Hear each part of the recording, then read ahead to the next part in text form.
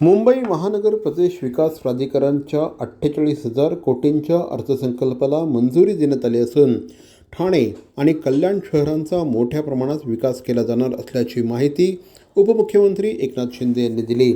Thane mobility hub म्हणून विकास करण्यासाठी 12 ते 13,000 कोटी रुपयांची तरतूद करण्यात आली आहे। ठाणे बोरिवली दुहेरी बोगदा प्रकल्पासाठी 3,000 कोटींची तरतूद असून एकंदर खर्च 18,838 कोटी रुपये इतका आहे। मेट्रो 4, 4A आणि 6 मुळे ठाणे मुंबई जोडणी मजबूत होणार आहे। ठाणे कोस्टल रोड, आनंदनगर साकेत उन्नत मार्ग तसंच रायलादेवी आणि मासुंदा तलाव सुशोभीकरणासाठी देखील निधी मंजूर झाला असल्याची माहिती देखील देण्यात आली आहे। कल्याण डोंबिवली परिसरासाठी 2,500 ते 3,500 कोटींची तरतूद करण्यात आली असून कल्याण रिंग रोड, मेट्रो 5, 5A आणि 14 या प्रकल्पांमुळे कल्याण ट्रान्झिट हब म्हणून विकसित होणार आहे।